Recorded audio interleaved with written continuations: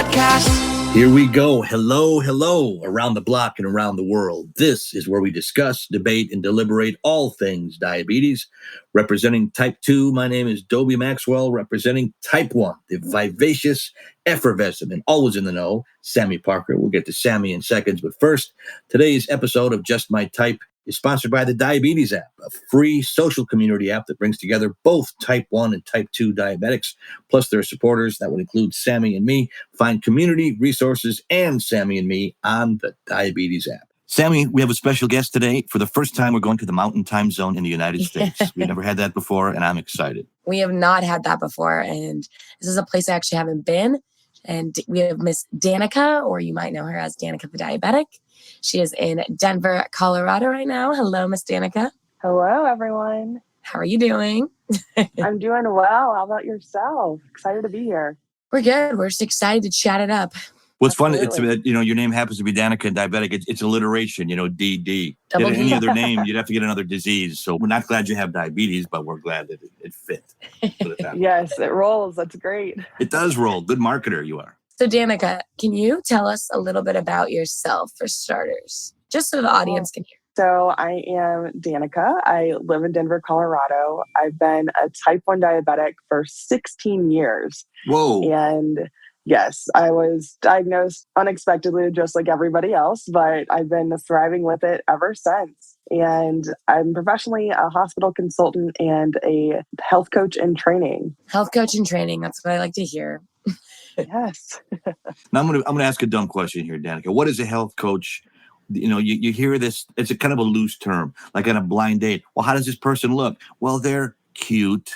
Well, that could be a lot of things. A health coach could be a lot of things. Maybe just fill in our listeners and what exactly that is. Absolutely. So as a health coach, I'm really helping people build their health plan and help them take control of their health and be proactive as much as they can. It's really an accountability tool.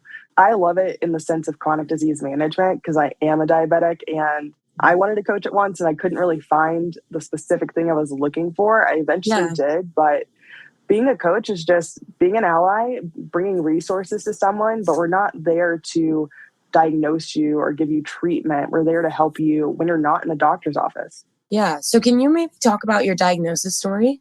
Absolutely. It's kind of funny. I was 14 years old and I was a very stubborn teenager, like basketball star, and I had sprained my ankle.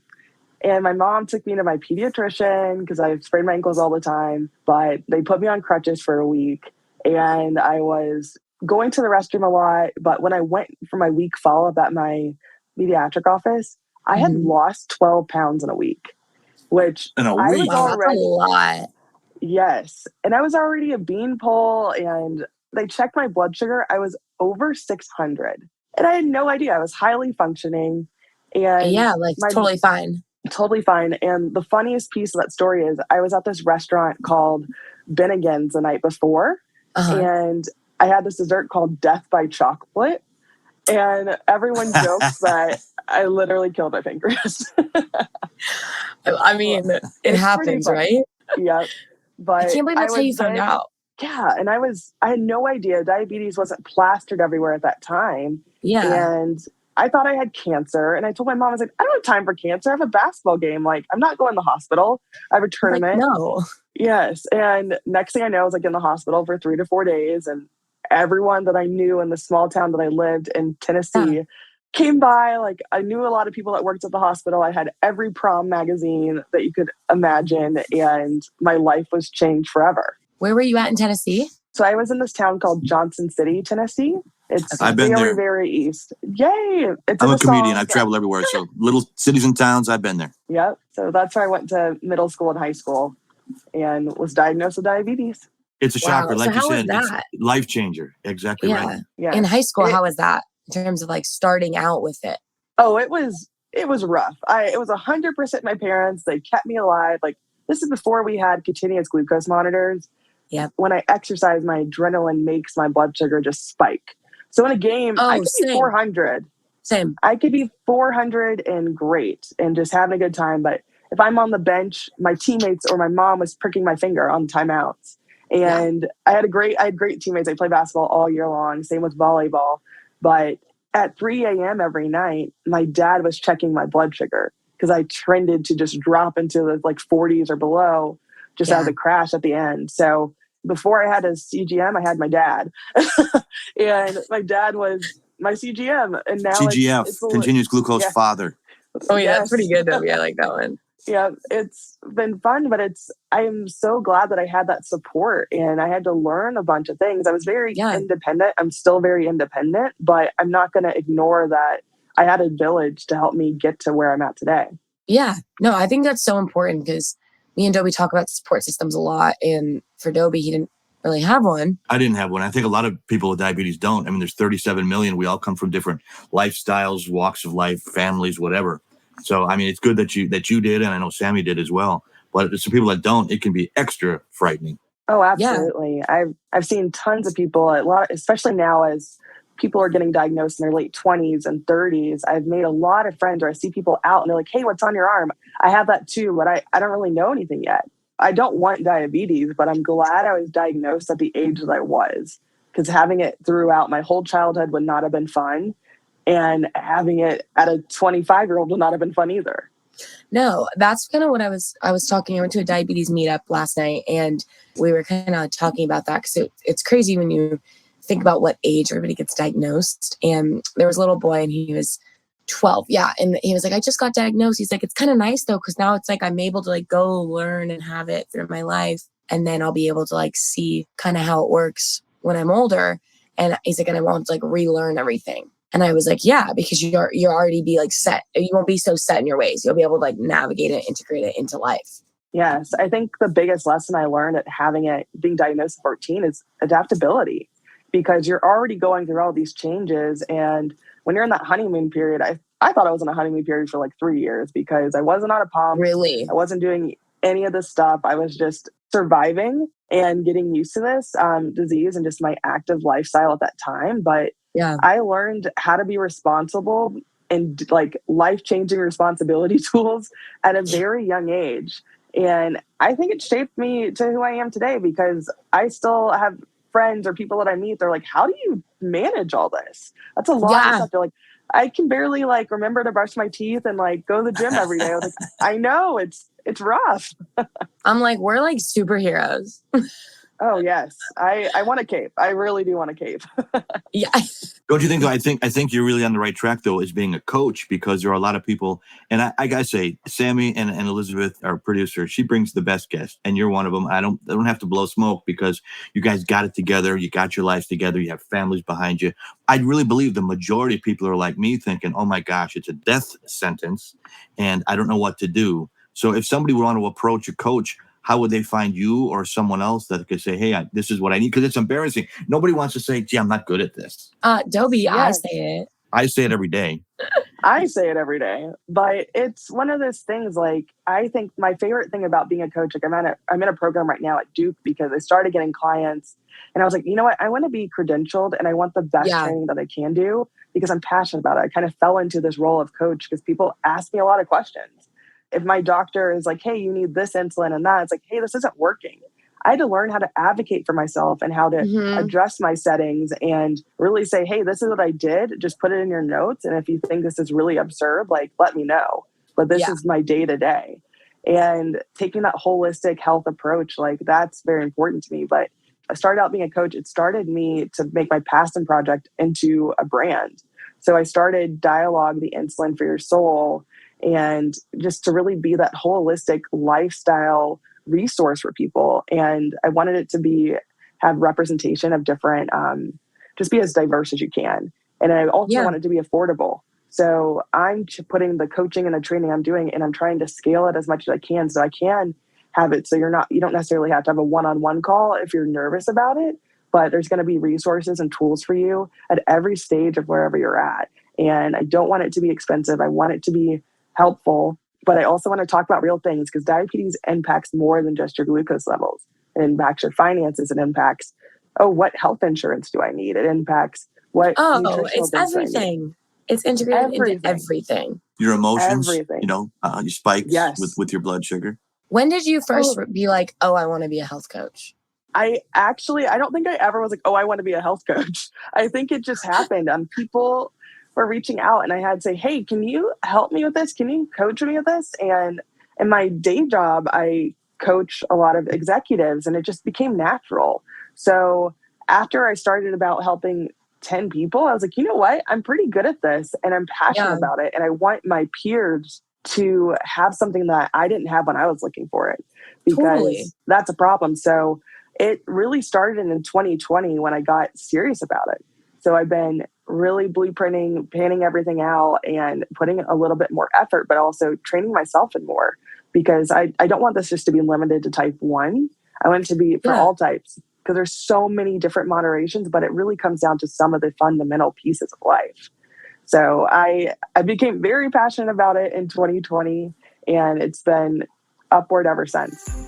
The Diabetes app is an online community platform that was created to help people living with diabetes find support and information in one spot. and on the Diabetes app, you can join groups and connect with other people all over the world who are also living with diabetes. I mean, for me, whenever I have a bad day, I find myself scrolling through the mental wellness group just to reassure myself that I'm not alone. The Diabetes app has a resource section where you can find articles, recipes, tips, and tricks for managing your diabetes. Download the Diabetes app today and connect with us right on the app. Well, I have a question for you. I mentor, teach comedians, and the reason I can teach them so well is I've been doing it for a lifetime, and I just go for my mistakes. Okay, here's what I did wrong. Here's what you can do correct. Now, from your world, what did you do wrong? And I'm sure you're not afraid to admit it, that you could say, okay, when you're diagnosed, this is what I did wrong that you don't have to do, you can do right. Oh, absolutely. I've done everything wrong. Okay. Everything you can name it wrong. But I think it was just going through the motion. We have data, and I wasn't using it to impact my life, to make little adjustments. I wasn't using it to say, okay, I've been in the 300s for 3 days straight. Mhm. Let me try not to be in the 300s. Like, let me take this seriously, because it's my life and the long-term effects. So really thinking of it from this holistic approach, which I Yeah. had to switch my mindset to doing, that's what's really pushed me. And that's how I teach other people. I'm like, hey, here's what happened to me, or here's what I've learned, or here's what I think is a better path. Yeah. Because you don't have to be low every night. It might happen, but that's not really living with diabetes. Like, your life goes on regardless if you're a diabetic or not. It depends on how proactive and how much you want to learn to make it manageable as much as you can, because it's unpredictable, but that's fine. Roll with the unpredictableness of Very it. unpredictable. That's the biggest thing, I think, when I tell people, because they're like, why are you high right now? Didn't you eat that yesterday? I'm like, you guys, I don't know. I'm like, it's a guessing game today. And I'm rolling with the punches. So Roll just the bear with dice. me. Yeah. So, Miss Danica, I have a question for you. Okay. What inspired you to name your brand? It's called Daily Dialogue, right? Your Actually, Daily Dialogue. that is my Instagram handle, mainly because the one I wanted Mm. was not available. But it's really dialogue, the insulin for your soul. But Okay. your daily dialogue goes along with it. I wanted to, managing and being a part and being in tune with your diabetes is a daily thing. It's an all 24/7 thing. But I wanted to make it part of a self dialogue. Like, your Dia is diabetes nickname. Log I is love that. I think it's so what catchy. That's like one of the yeah. only phrases I've never heard dialogue, like involving diabetes, you know? Yes, because log, that's what a lot of the insulins end with. So I was like, Yeah. dialogue. This is the insulin for your soul. Like, this is, you don't have to inject yourself. This is all within you. I love it. So One of the sorry, words Dobie, that I go. heard in your brand that I liked was holistic, and I think that word gets thrown around a lot too. So if you wanted to narrow it down for us so we can know what exactly you think holistic is, because I think that word gets misused too. Exactly. From a holistic approach, I'm talking about your community. I'm talking about your finances. I'm talking about your physical environment. I'm bringing in your self-care, your self-persona. And I've actually broken this out just mainly because I like to simplify things, but I have like self-dialogue. I have dialogue eats. I have dialogue voices, where it's really that community platform. Dialogue fit, because I think fitness and movement are very crucial. But some of these bigger buckets of what impact your diabetes from a holistic approach, your sleep is a part of that. They're all encompassing, and those are all the pillars I want to talk about, because that's what impacts you on a daily basis. And if not all of those are in sync, that's a problem. But in the middle of all that is you. So it's, what Yeah. is your perspective? What are your values around all of these other things that impact your life?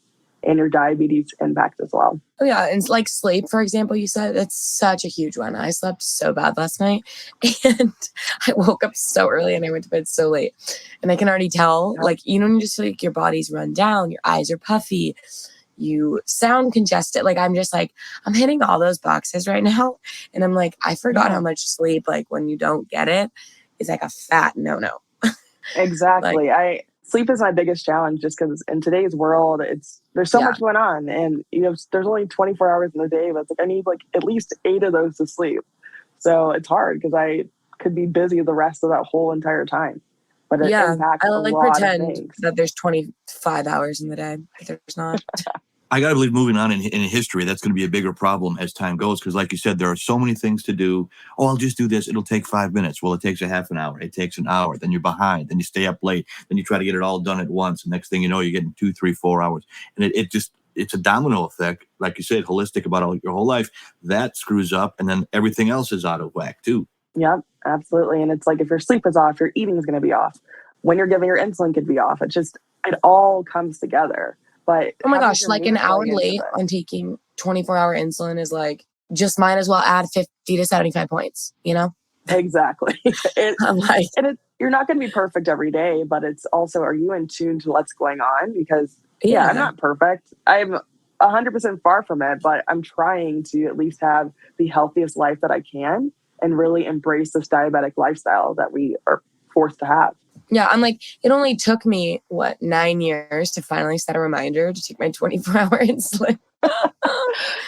That's progress. You did it. You did it. Yeah, I know. I'm like, I'm forming that habit only 9 years later.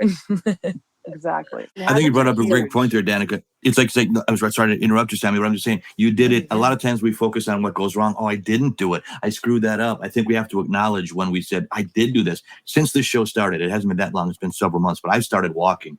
And today, as we record this, it's day 80 of 10,000 steps or more. Now, you obviously played sports. Sami's a dancer. You guys did a lifestyle, but I can feel a complete lifestyle change in under 3 months. So hopefully somebody listening will do the same thing. It doesn't have to be, if you're not a sports player, you're not a dancer, you can just walk and do something and it will change and feel a big difference. Dobie, why don't you tell her how much progress you've made too? Yeah, I dropped about, as right now, about 19 pounds.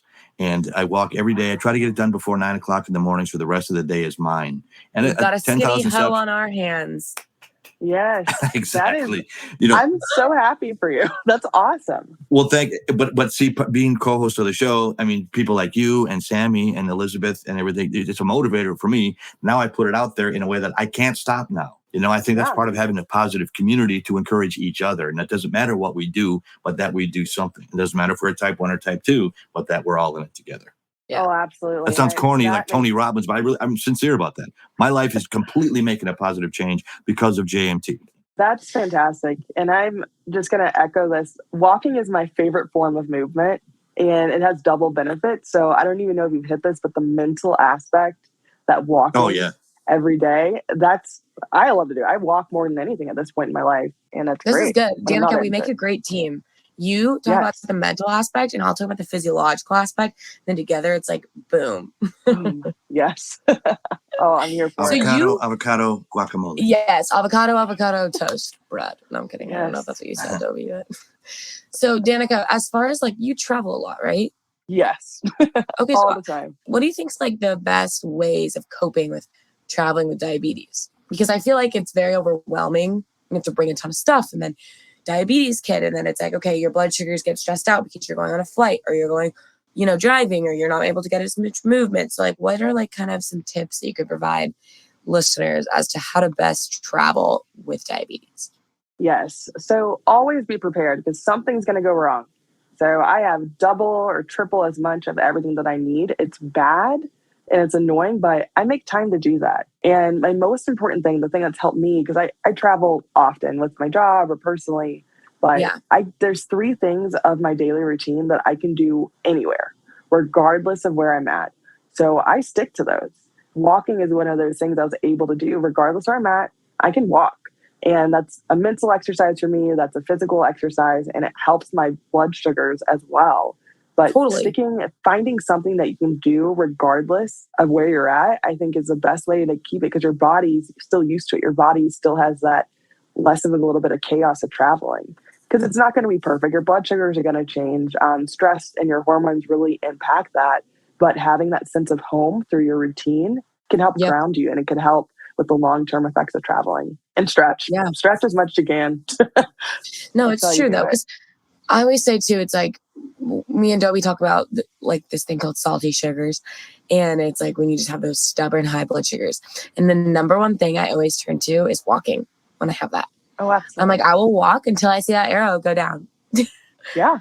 You guys talk about being, stretching, and you're young and flexible and athletic. When I stretch, it sounds like a bowl of Rice Krispies. There's this pops and crackles and snaps. But I think to get into it, you can't just do it overnight. I think that's a big mistake, especially somebody you're going to try to catch up. Okay, I haven't done it in years. I'm going to walk from Denver to Los Angeles and get it all. No, you got to. It's gradual. I think you got to No, ramp. it's a habit. You have to form habits. What does it do? It's like, what is it, 21 or 28 21 days? days is a habit, 90 days is a lifestyle. I'm on day 80 right now, so I still got 10 more days. Yes. You're Day almost there, 90 and you're is a gonna make it. lifestyle? Is it? That's what I Yep. read, but who knows? It is. All right, Dobie. If you Yep, lose and this, I'm kidding. He won't. I'm here. I'm your cheerleader. Oh, no. I will check up on you. I'm here for it. Double D, Incoming call Danica and Dobie. yeah, exactly. Yes. Incoming call from Denver. Oh no, it's Danica. Dobie, Danica. We were lucky. She's like, Dobie, I do not see your Apple, what is it? Apple Fitness. Not see your Apple Fitness app does not show that you got your 10,000 steps. Yes. I will not be that annoying, but I could be. Whatever you need. But one thing about just stretching that's really crucial that I don't think a lot of people talk about is as diabetics, we hold inflammation different. Our bodies are just wired a little bit different. So stretching over time and on a daily basis helps release some of that. Even if you don't know something's inflamed, it's just a good habit to have. And that will help with your blood sugars as well. Yeah, that's a big one. I feel like with diabetes, inflammation's so common, especially when you're like resistant or different things that I didn't even know before. And then now I'm like, yeah, I'm like inflamed. I can tell I'm swollen. I like woke up and my face was like a literal pumpkin. And I was like, oh, this is not the look we're going for today. Yeah. I want to ask you both this, the importance of dealing with your feet. And Sami tells me about that. And I'm sure, Danica, you as a coach, I mean, a diabetic's feet is just such an important part for care. Is there any tips that you can have or any reasons? Can we talk about that a little bit for listeners? Yes. So feet, I've unfortunately been injured this year way too much, but I just got out of a boot a month ago. So now my foot care is on extreme steroids right now. But I think you need to get your diabetic foot exam at least annually because there's stuff that medically that down, or if you're randomly getting numbness there, talk to your provider because that can be meaning there's something else going on. That could be a blood clot, that could be a tendon issue, you don't know. But stuff that you can do at home is really down to that stretching and staying hydrated. So getting a tennis ball and rolling out your foot. Even if it doesn't hurt, it's going to hit places that you can't hit naturally. And also, if you're just finding numbness, like stretch it out, do something, but you have to talk. You can't ignore any type of sensation down there because that could be leading it to just long-term. Like if you've been high for 3 months every day, you might start seeing some of these side effects. Yep. 1000%. I completely agree. Dobie, you need to start massaging yourself. Okay, Sami, thank you. Note to self. I need you to start grinding out the feet. You can also request from your provider to get a medical pedicure need a referral for it. I absolutely hate pedicures because I'm extremely ticklish, but I force myself to do them. And getting a referral for a medical one, some insurance cover them. But even if it doesn't, it's still more affordable than going to a salon. And they are aware with different conditions and things to look at. Where do you go for that? Podiatrist offices or random ankle foot doctors. It's hard to find, but once you find it, it's good. It's not as uncommon. When you're younger and they look at you and they're like, you want a foot thing from, and I was like, yes, I do. I don't want problems. You're like, yeah, I do. I'm sorry. I really want to keep good hygiene. Yes. Yeah, no, it's always good though. I think better be safe than sorry. Absolutely. Sami, once again, when we have the best guest, the time goes the fastest. This was a fantastic episode. I know, Danica, this has been so much fun. And seriously, thank you for coming on because it's been a pleasure. And we are so happy to hear about all your holistic health, nutrition tips and everything. And you guys need to go follow her accounts. Can you tell us where to find you? Yes. So on all social media, I'm personally Danica the Diabetic. And for my brand Dialogue on all social media, I'm Your Daily Dialogue. And my website is www.dia-log.co. All of this is also in my profile, in my link. It can just take you to it. But that's where you can find all of my dialogue stuff. I have coffee, I have a journal, and anything holistic that. Let's hear about I know you have a brand of coffee. Can we talk about that really quickly? We want to hear about that for coffee drinkers. Yes. So coffee is great, but being on the road and just needing something quick, I built a specialty coffee that's individually made, and on top of it, you just need water. You don't need any machinery. You just add hot water. It's a medium roast. It's called I'm Greater Than Highs and Lows is the name of the roast. I love it. But why I love this coffee is it's not just for diabetics. And part of the proceeds go to diabetes clinical research, not for finding a cure, for really the devices that keep us alive right now and make managing diabetes easier, because that's really important to me. And that's why I made the coffee, to help us have better lives today, and not necessarily just focusing on this distant future. Outstanding. Amazing. I love Good it. for you. Thanks for sharing that with us. Hey, Yeah, Dobie, absolutely. we have a question of the pod. And the question of the pod is, what habits do you implement daily? So, Danica, you said yours is walking. What else? Oh, I drink 90 ounces of water every day, at least 90. And in the morning, I just wake up and chug 20 to 30. Oh my gosh, that's impressive. Okay, that's impressive. I'm not copying Danica, but I'm doing the same thing, because of the same thing with walking and trying to eat better. I gave up. I don't know if you call it soda or pop where you're from. That's a big debate in the States. I grew up in Milwaukee. It's soda. Jeez, Chicago's 90 miles away. It's pop. You go in the South, it's Coke. You want a Coke? Yeah. What kind? Sprite. I gave up that 2 years ago. So it's water. Oh, wow. Walking is a good thing. That's all right, my well, habit. I'm going to hop on the What's bandwagon yours? too. Mine is walking and drinking water. And Diet Coke. And just kidding. one other habit that's really important for me is tracking and reviewing my blood sugars each week. It's hard, but that's been a struggle, but I love doing it. No, it's a great one. Well, we want to hear from you guys, and please share your responses to this question. You can find us on Instagram, Twitter, and TikTok at JustMyTypePod _ Facebook at JustMyTypePod, and our hashtag JustMyTypePod. And again, you can find Danica the Diabetic, or Your Daily Dialogue on Instagram. And yeah, I think we've hit every point, Dobie. Please like and subscribe. Thank you for listening. Thanks to Queen Elizabeth, our podcast producer. Also, Zach, our intern. Couldn't do it without them. Thank you for listening. Sami, let's put that sugar-free cherry on that healthy Sunday one last time. Say la vie, baby. This is the Just My Type podcast.